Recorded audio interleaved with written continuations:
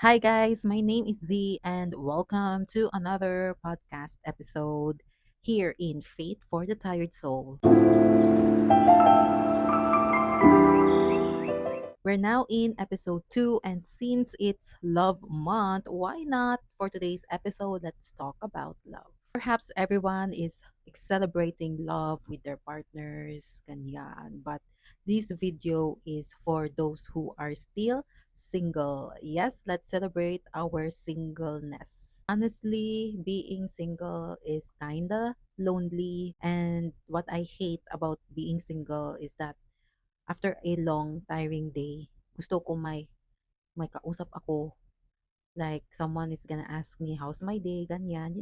But wala pa talaga. And sometimes din, maka-think ako, makaasa ko kang Lord na at this age, why am I still left single while others are getting married, having their own family, getting engaged, pero why am I still single?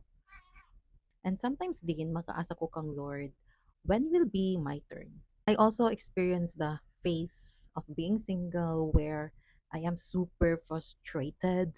Like, single pa din ako. Hindi ba ako worth na i-pursue? Am I not attractive enough? May mga ganyan na questions in my mind. It's not that I don't want na magka-love life or be settled.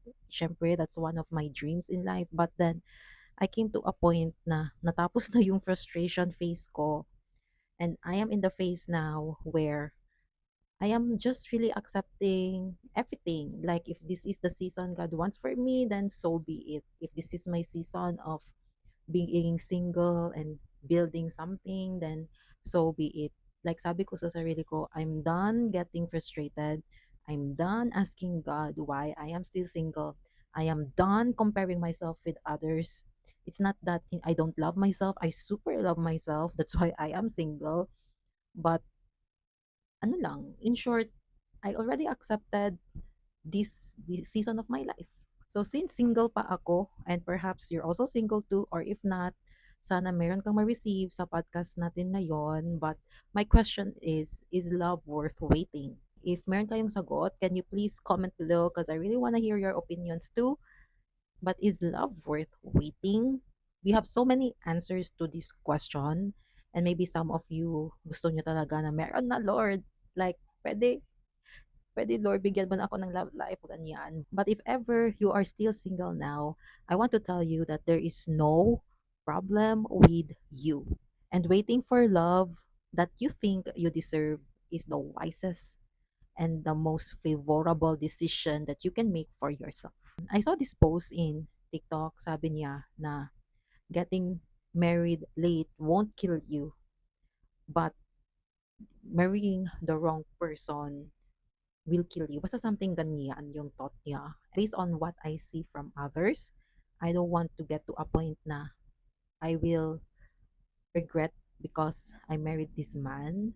Kasi the one that I will get married will be the one who will be with me for my entire life. And I don't want to suffer. Like, vocally, I tell God in my prayers na, Lord, if ganito man lang ma-experience ko naman, I'd rather be single for the rest of my life. I want someone who is not just suitable for me but also compatible and who equips me. So yeah, going back, let's talk about waiting for love. Waiting doesn't mean that you are not doing anything.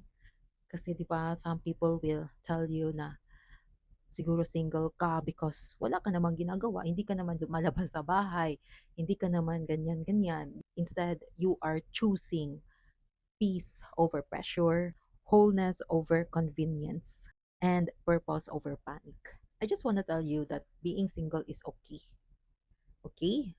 And sana you can swallow that being single is okay. There's no problem with you and there's no need to rush, okay? Because rush love can often feel exciting but it can cost your self-worth.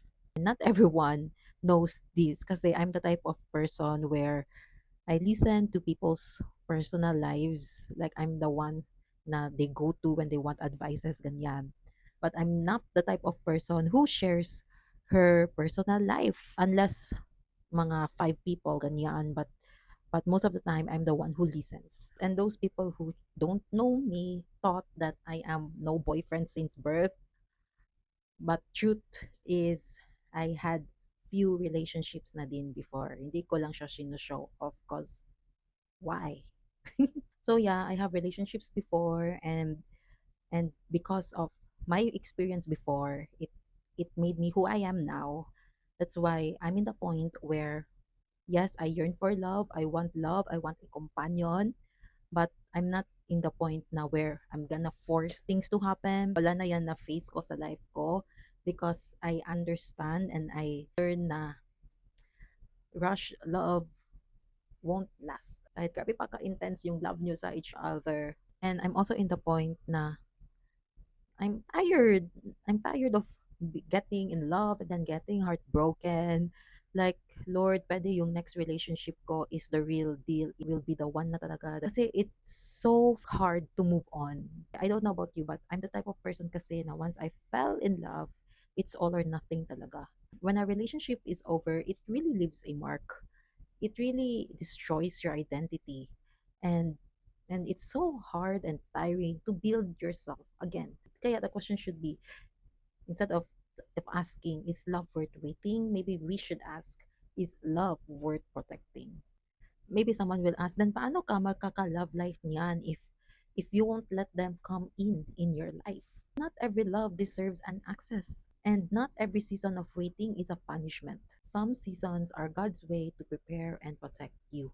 It's not like I'm not doing anything, huh? I am joining mga communities. I am in a Christian community. I'm in a running community. Like, I go there and there. Pero wala talaga eh. I don't know, maybe because my prayer din to God is Lord, I give you the keys to my heart, Lord. Only give this key to the person that you have for me and let him be the only one to unlock the doors in my heart. Yung naging single ako, the more ko na-understand yung self ko. And I also understand na my weakness is really love.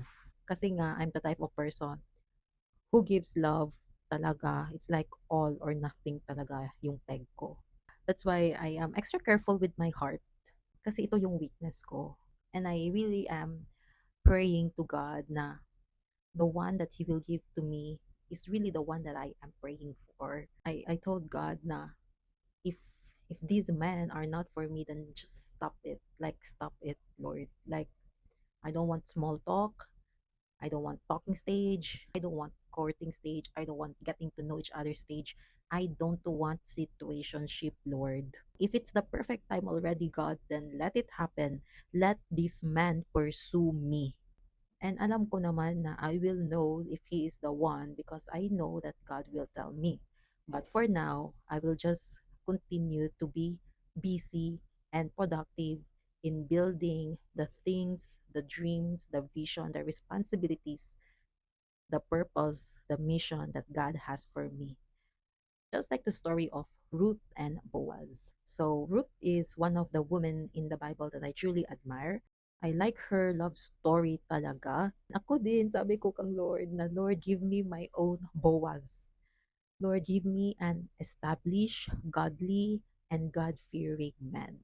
You know, Ruth didn't wait passively. She worked hard, she healed, she trusted, and she didn't lower her standard just to avoid being alone. She remained loyal, kind, faithful to her mother in law. And to us, maybe it represents our loyalty, faithfulness, kindness to God, to our family, to the things that God entrusted us, to what God is trying to build in us, and to yourself. And just like Ruth, when love finally came in her life, she met it through Boaz. A man who didn't play games, a man who is sure kung sino yung gusto niya, a man who didn't confuses her, who didn't make her question her value, and a kind of love that is sure, that is God given. That love doesn't come when we rush things. It comes from waiting well, guarding and protecting our hearts well, and trusting God's perfect timing and plans for our lives. If you are watching this video or listening to this video while drinking your coffee, doing your work, and etc., If you are single, tired, frustrated, drained, and about to give up, girl, wait lang. You're not alone. I totally understand you. But remember this, God designed us to be pursued. And if a man that you like doesn't pursue you, it doesn't mean that you're not pretty, that you're not attractive, that you are not worth pursuing. Please stop thinking that way. It simply means that that man is not for you. It means that it's not the one that God has for you. In this world where if hindi ka gagawa ng move, then ikaw ang talo, ganyan, ganyan. I just hope na you're not doing those things because you want to assure yourself or because of pressure, ganyan. I hope na before love finds you, I hope that you truly, truly, truly love yourself first. The love that is meant for you will not require you to beg, shrink, and chase. It will come and meet you with clarity, respect, and peace. So, again, is love worth the wait? For me, it's yes, but only the kind of love that you know is a gift from God. The one that looks safe, that is an answered prayer, that feels rest, and that aligns to who you are, to who God designs you to be, to who you are becoming. If you settle for less, that's not love. That is loneliness wearing a mask. Just enjoy being single. I know that you are yearning. I know you think you are ready. I know, I know na gusto mo na talaga. But please don't rush things. Look around you. Kasi baka you're so focused on that na meron ka ng mga nakalimutan. Like your dreams. What you're trying to build. Ganyan. Kasi by the end of the day, only God knows if it's the perfect time for you to be with someone. I know ilang beses mo na itong narinig, pero don't rush and know that God is preparing you. The wait may be long, but the right heaven sent love is never too late. So I guess that's all for now. Happy Love Month, everyone. And remember that before any man who will ever love you, remember that God loves you so much. Jesus loves you so much. And if you like videos like this, don't forget to like, comment, share, and subscribe in my YouTube channel. And feel free to comment below kung ano pa yung mga topics na gusto mong i-discuss natin. So that's it. See you next time.